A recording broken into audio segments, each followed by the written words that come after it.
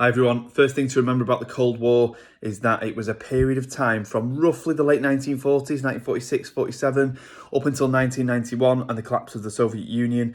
And during this period of time, it was the global struggle between communism, which was the non-democratic and very controlling authoritarian regimes in places like the Soviet Union, but also in Eastern Europe and in China, where the people didn't have lots of freedoms, but the idea was to share economic wealth more equally, and between capitalism, more democratic, but therefore there is a bigger gap between rich and poor. And if you were to ask a communist, they would say this is bad for the working people. They obviously don't have a chance to work their way up because the world is controlled by the rich people and we're freeing them from that.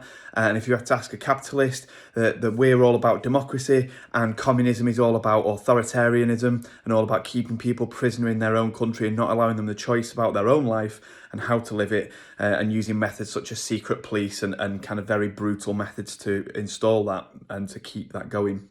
So on the one hand, in the Cold War, you mainly got the Soviet Union, which is Russia, but also other states as well, such as Belarus, Latvia, Lithuania, Estonia, Ukraine. All these countries are part of the Soviet Union, and they wanted to spread communism. They believed it was the right way to live, and that only communism could be safe, that the idea could be safe if capitalism didn't exist anymore, by spreading the idea of communism. And the capitalists, led by the United States, but also by Britain, France, West Germany, they believed that capitalism and democracy could only be safe if the threat of communism was eradicated. So they want to stop the spread of this newer idea called communism. So both sides don't fight each other directly. This is because they've got nuclear weapons and neither side can afford to risk an all-out war. So instead they engage in smaller wars. They try to spy on each other, use propaganda and all sorts of methods short of out war to actually can combat each other. But it never leads to an out-and-out war between the Soviet Union and the United States. That's the key thing in the Cold War.